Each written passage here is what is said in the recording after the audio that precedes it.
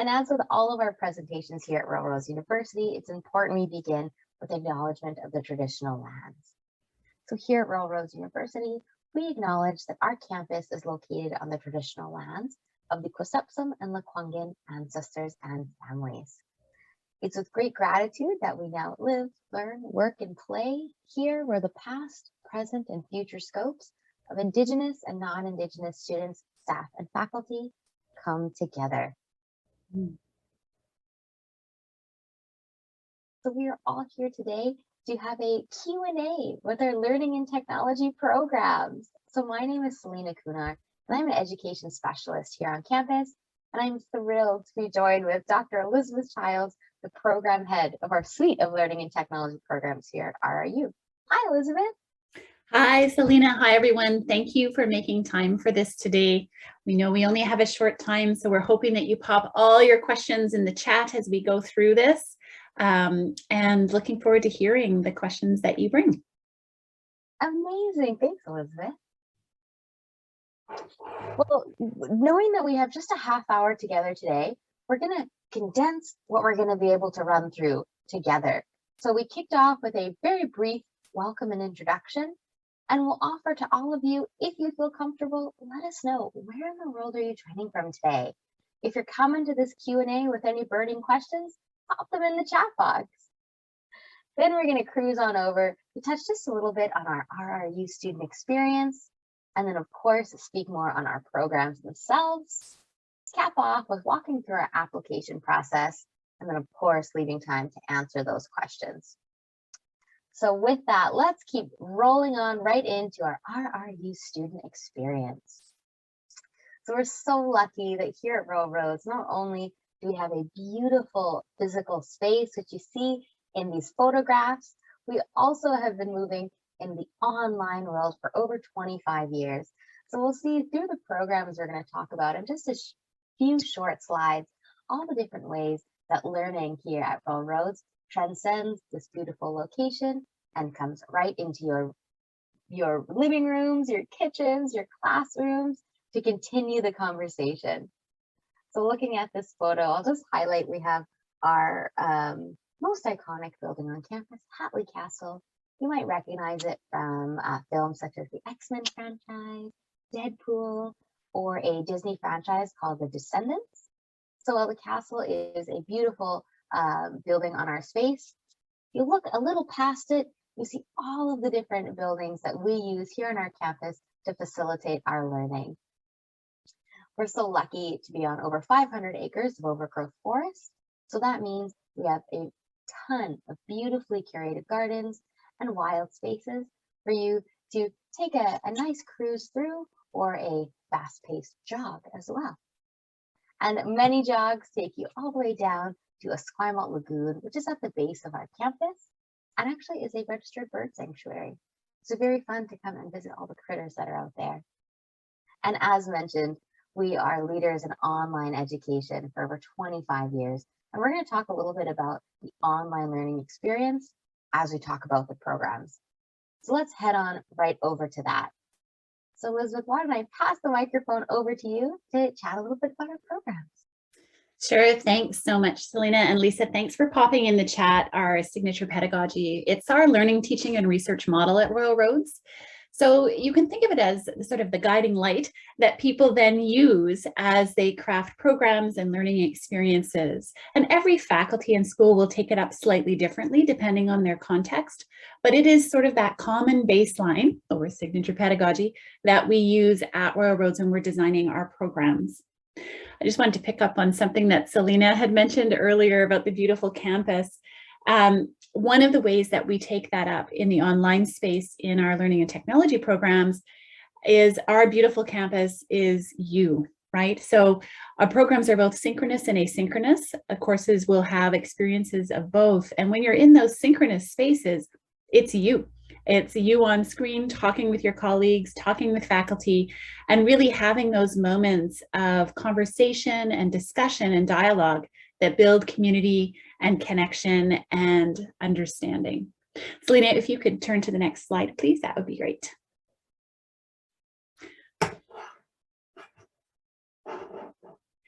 So these are the program learning outcomes associated with the suite of programs, and I'll speak to the different programs in our suite in learning and technology as we get going. But what I really wanted to highlight here, these come out of work with extensive stakeholder consultancy from people in the field. And so, as you can imagine, learning and technology crosses many sectors.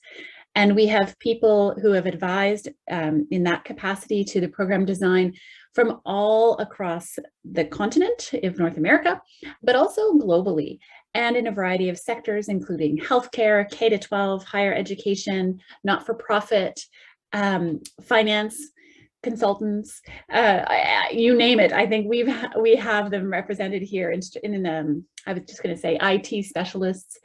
So a real wide range of people would come to this program, and the learning outcomes here are predicated. So we have that learning and teaching and research model. And then for the suite of programs in learning and technology, the 3 design principles that inform this work are openness, networked learning, and the development of a digital mindset. And so those, you can think of them as the lenses that we use as programs were being developed, courses are being developed and refined and iterated each year. One of the ones on this slide that I would draw your attention to is on the right-hand side, second bullet, contribute meaningfully to digital learning networks and communities. As part of your program, you will be doing both individual work, teamwork, and you will also be sharing what you're learning more broadly through the student blogs that you'll be cultivating and building throughout the program. The next slide, Selena, please, thanks.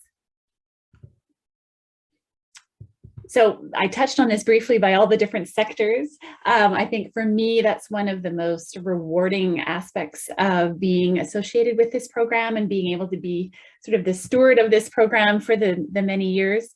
And it's certainly what we hear from students, that they may have come in with their own sectoral experience and context. And then when they start talking and working with fellow learners, they realize that there are some issues and challenges that are common across sectors, and they get a much more diverse perspective and tools and tricks and approaches to take on some of their challenges than perhaps even the research can inform. So while there is definitely, it's research informed in terms of the coursework, there is that extra benefit of working with people who have seen things from multiple perspectives in their sector, and you can create something new. Our learners generally come from, I would say, all over the world. I think that's a fair statement, although I haven't had someone from Australia recently, but we did have someone from New Zealand. So you're going to be working with people that not only will be in a different sector than you are, perhaps, but also a different context. And that really adds to the richness and the diversity of the discussions and of the sense making that happens in the program. The next slide, Selena. Thank you. So here are the programs that sort of fall under the bucket of learning and technology in our school. We have a master's, which is the full graduate program, 33 credits in learning and technology. And we also have a graduate diploma in learning and technology. And that is the first 6 courses of the master's degree. So you can see how they're kind of connected like this. Many of our learners would often start, if they're a bit unsure about committing to the full graduate degree of a master's, they would start with the diploma, and then they always have the opportunity to continue on into their master's degree. We also have at the middle bottom, a graduate certificate in instructional design.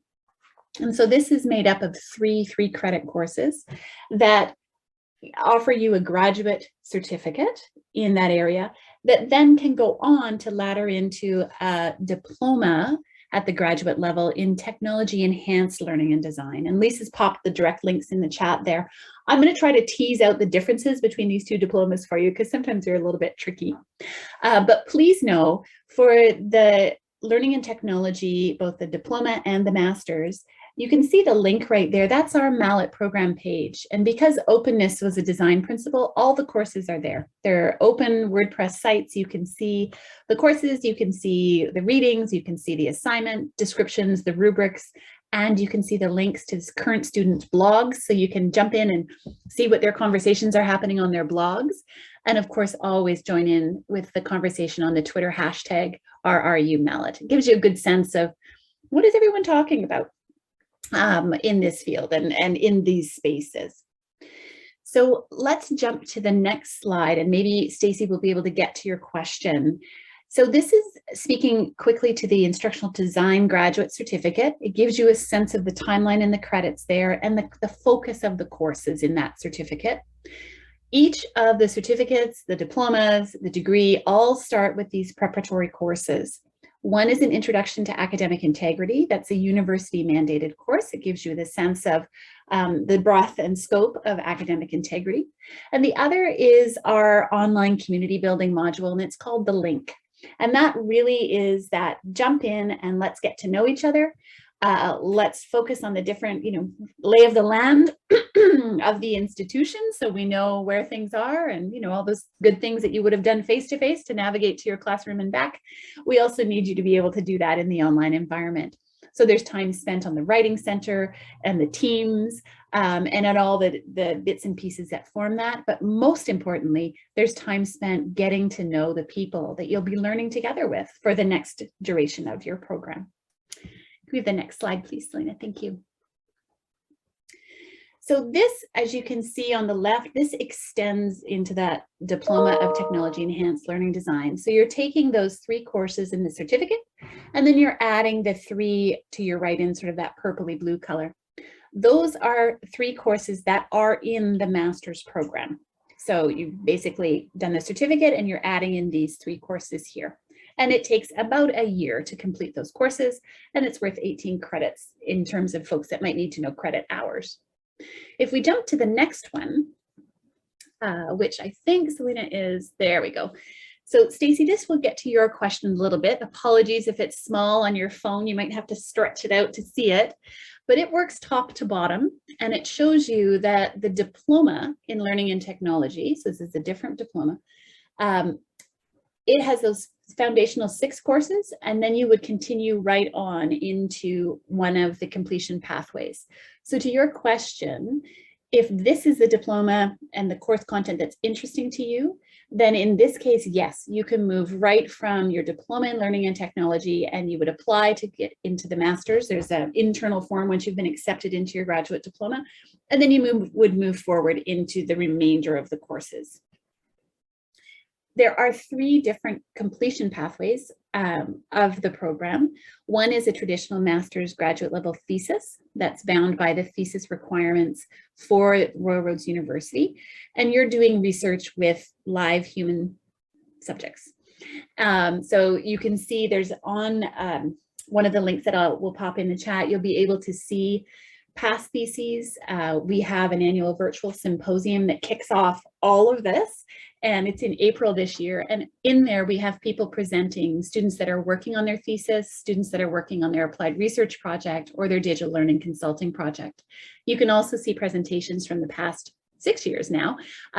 They're all recorded in there. So you'll be able to really get a sense of the end in mind. What do you do when you're done? Because often people start a graduate level work and it's a bit of a mystery. And so we're trying really very much back to our design principles, to make it less mysterious and show you where people have gone and what they've explored.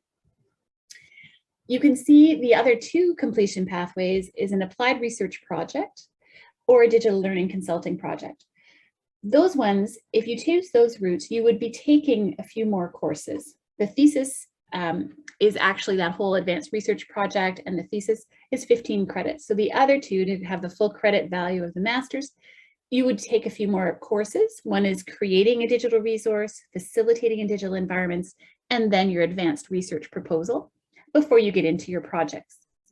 The applied research project, you're working with an organizational sponsor with a light touch, and it is primarily a meta synthesis or a needs assessment. You're doing maybe talking up to about 3 people, and then you're doing a deep dive in the literature.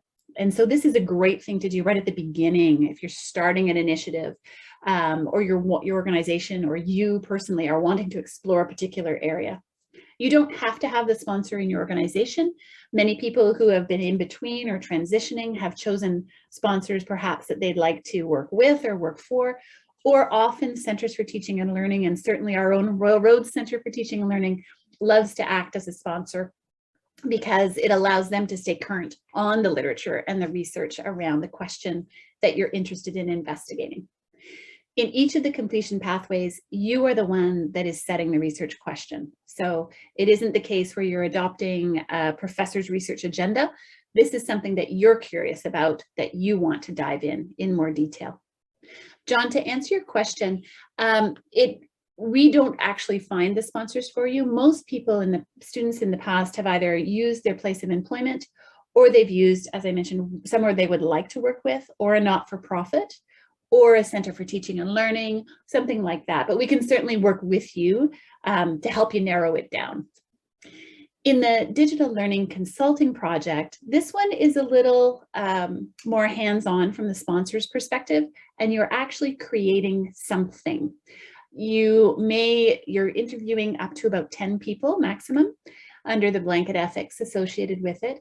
And then based on that and your review of the literature, you're designing something. You're not building it, you're not doing a pilot test of it, you're not getting feedback on it. That would be a thesis. You're doing that first proof of concept. So for example, we've had students who worked in dental hygiene, and they did a complete wireframe of what it would look like to create a safety course around one of the particular aspects of that work as a dental hygienist. And so they mapped it all out, they conceptualized it, and basically got it to the prototype stage. Before they did that, they talked to their stakeholders internally to figure out what would be useful, valuable. And then when they were finished their master's and finished the course, then they went on in their organization and built it. It will be different for each of you as you get into these completion pathways. I think one of the things that really is important to remember is that it's your research question driving it, and it needs to be applied and authentic. That's going right back to the Royal Roads learning, teaching, and research model. It's one of our core beliefs about learning. And so we really do want it to be meaningful and useful for you in your work. With the next slide, Selena, please. So this is the program page, and it will have, for the Learning and Technology Masters and the Graduate Diploma in Learning and Technology, you can see where the red circle is. You can go in and take a look at all those courses. And so feel free. In fact, I would encourage you to peruse them, to go take a look at what students are doing currently in those courses. There are, I'm just trying to think of where they are. Yes, up on the right-hand side, for those of you who are interested in the end in mind, where it says toolkits, under there are all the handbooks for if you wanted to do a thesis or applied research project or a consulting project. You can download the handbook and see what's involved. And we've tried to make them as detailed as possible. We iterate them every year based on student feedback to make sure that they're nice and clear and usable.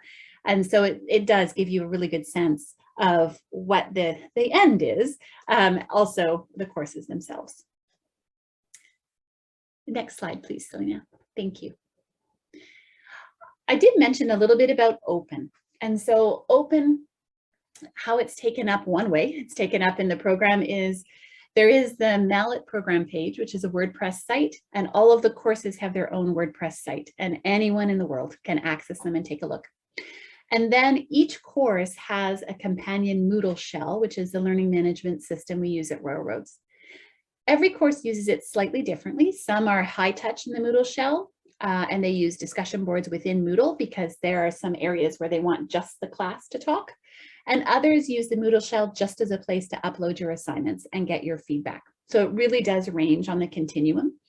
A good example that one student shared with me is, I've never done research before at the graduate level. So I was really thankful in the research course, the very first one, that I didn't have to put, my big blue sky ideas about a research question out there on the public blog, that I had a discussion forum in the Moodle shell to talk about that with my group who were learning together and refine it, and then put it out more publicly for feedback and thoughts and comments. So each course will use it in a different way.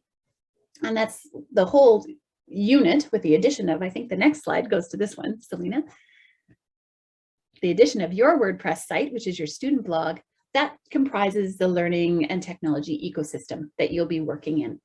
So when you first start, you'll get a nice white and black site on the left of the slide, and then it changes as you go through the program. The very first course really focuses in on digital identity and presence and getting a sense of who you are in this space as a graduate learner. And you'll be looking at different ways of organizing in this space, communities, networks, groups. And so you'll start to use your blog and form your blog. And of course, what we find is as people go through the program, it evolves and changes look and feel, depending upon what you intend it to be and where you're coming to understand yourself in these spaces. Each of your courses will have a blog component, as will the team components be part of each of your courses. Next slide, please, Sonia. Thank you. Feel free to ask questions, everybody in the chat. I know I'm going a million miles an hour. Everyone would like to know how you're going to be evaluated, right? And so these are the various forms. There is a contribution rubric. Again, you can see that on the MALAT program site. Thank you, Lisa, for putting that in, that link in. And it just talks about what counts as contribution in these spaces, in these courses, right? And it's really about extending the conversation, offering, adding to it, supplying other resources and ideas, different perspective, as opposed to just saying, oh, I agree with that. So building that criticality that comes with learning at the graduate level. There's the second bullet point speaks to your blog post and engaging and contributing to the network in the field. So many of you have existing strong networks in this field and people that you would go to for information or resources. And so being able to give back some of what you're learning is also part of one of the design principles of the program and part of what your blog can act as if you choose. As I mentioned, there are team assignments. So there's team assignment in each course. The teams will change over the course of the program. You could be working with people in your time zone or not in your time zone, which can be used as an advantage as you get things ready to submit. We also have a team coach associated with the program, and they do very purposeful scaffolded support in each of the courses as you move throughout the program. So at the beginning, it's all about how do you work as a virtual team with people that you're just coming to know and you all want to do really well. And towards the end, it moves more into working as that critical friend as you're reflecting and providing peer feedback on your thesis or your consulting projects. There are also individual assignments. And as I mentioned earlier, they really do, in each of the courses, those assignments are intended to be real life application focused, research informed. So there definitely is, as at the graduate level, there is an expectation that the research that's provided in the course that you have done the readings, done some thinking on, trying to knit it all together and using it to then inform what you're submitting, what the task was given as the assignment. There'll be self and peer assessment and reflection as well. Adam, great question. It does fluctuate from year to year. I would say on average, the online ranges anywhere from about 18 to 25 per year. And I say it fluctuates because some people, as they get into their master's program or their graduate work, life intervenes and they have to just step aside. And as Selena mentioned, Royal Roads has been doing online and blended learning for over 25 years. So there's lots of mechanisms that are in place if you do need to take a step away to then come back later into the program. So often as you get going, you're with your core group, and then usually sort of at the halfway point, you might meet a few new people who've had to step away and are now coming back into the program. I'll take the next slide, Selena, please. Thank you. This was a symposium I was mentioning. Whether or not you make the decision to join us with Royal Roads, I do invite you to come and join us at the symposium. It is an open public event. There's no fee to join. It's not fancy in the sense that it's, you'll see the schedule as a Google Doc and it will get you all set up and ready. But we have many, many years of recorded presentations from experts in the field, from students who've done their work in the program, and from others who are stories from the field, who actually do the work every day. And this year's lineup is shaping up to be a lovely collection of individuals as well. So I invite you to share that link broadly and come join in for any session that you're able to. And I think now do I get to turn it over to you, Selena? Sorry, I'm rapidly running through these. Folks, please put your questions in the chat. And I know Selena has some more logistical pieces of information. Thank you so much, Elizabeth. I see we have some questions in the chat, so please continue to pop them in. And I'm just going to quickly run through the application process. But I'll note for anyone who does need to pop away, we are recording our session today, and we'll be sure to get you the webinar recording in the next day or so. And if any questions come up, you can always reach out to us. So talking about the admissions criteria. So here at Rural Roads, we're so proud to have both our standard admissions and flexible admission options for those looking to apply to our programs. So standard admissions is just that, pretty standard, what most universities offer.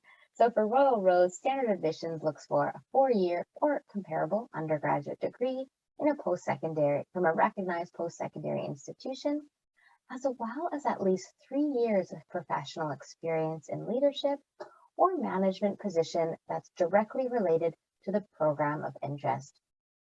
And you'll notice we have a few asterisks on this page. So for example, for leadership experience, if you head to our website, you'll see that when we say leadership experience, that means a whole variety of things. So that doesn't need to be the traditional positional leadership, so manager, director, things like that. But at Rural Roads, leadership, as well as those things, can include roles where you're volunteering, roles where you're consulting, negotiating, managing diverse interests, roles where you're leading others to a shared goal or outcome, or roles where you find yourself influencing, organizing, or coordinating groups of people as well. You'll also notice that we have a little asterisk beside 3. So again, heading to our website, you'll see that at Rural Roads, we strongly encourage emerging leaders to consider our programs as well. So folks who may not fully have that 3 years of experience, but foresee themselves looking towards leadership, management, different sort of opportunities as they grow in their career. So always connect with us if you find that maybe you're unsure if your experience is quite 3 years, or if you're unsure what might count as leadership. Don't self-select out. We're always here to have those conversations. And speaking of don't self-select out, Rural Roads is so proud to have something we call flexible admissions here on our campus. So flexible admissions is for those folks who may not have the traditional academic background, but who have been working in this field for a significant amount of time and have completed learning and growing in that way as well. So at Rural Roads, we really take a holistic approach to our application process. We want to know not only what have you learned in a formal setting, what have you learned in a professional setting, what have you learned from your personal lived experience.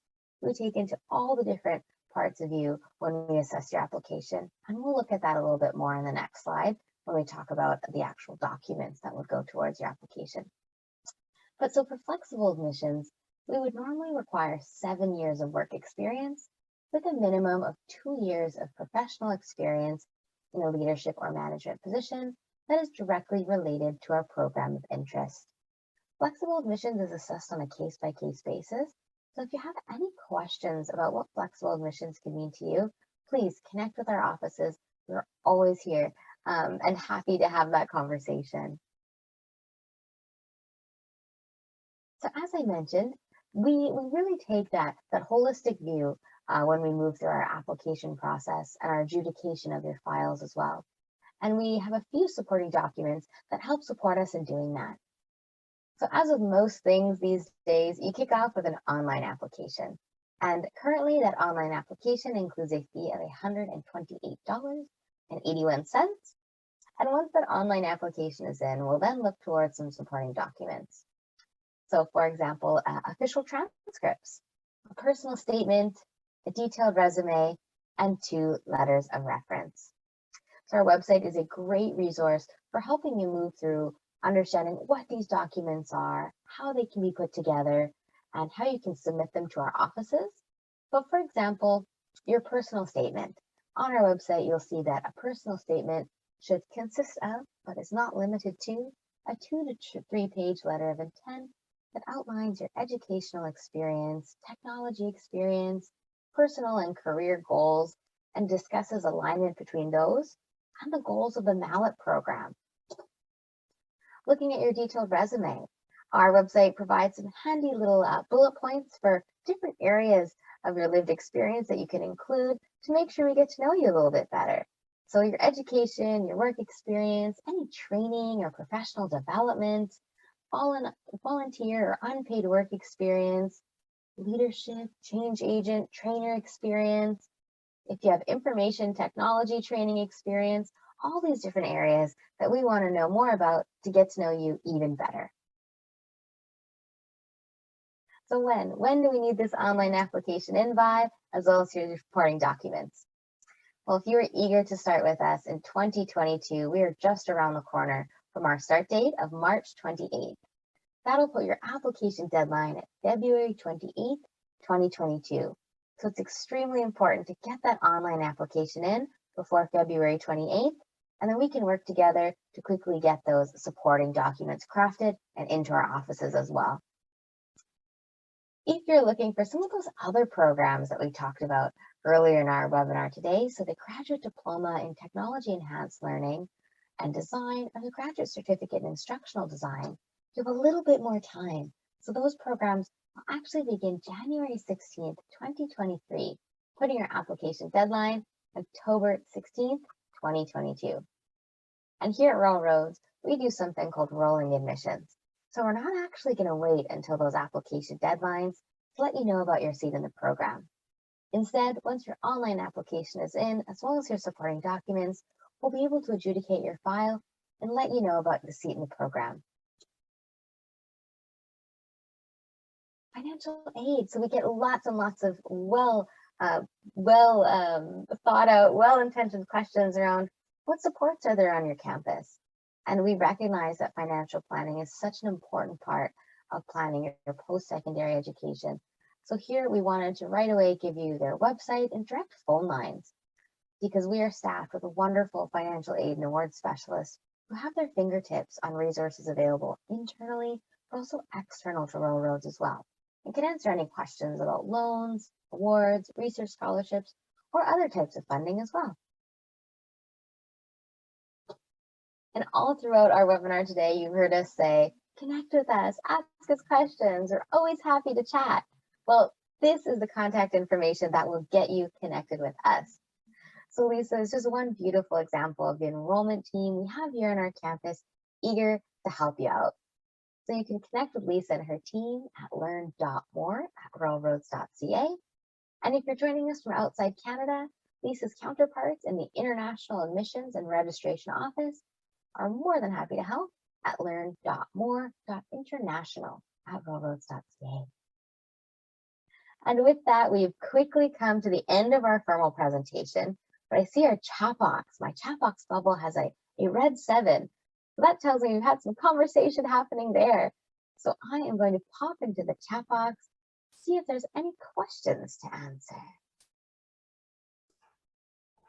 While you do that, Selena, if there are any questions, please don't hesitate to pop them in. I know we're keeping you a little over time, so appreciate that you made the time to stay.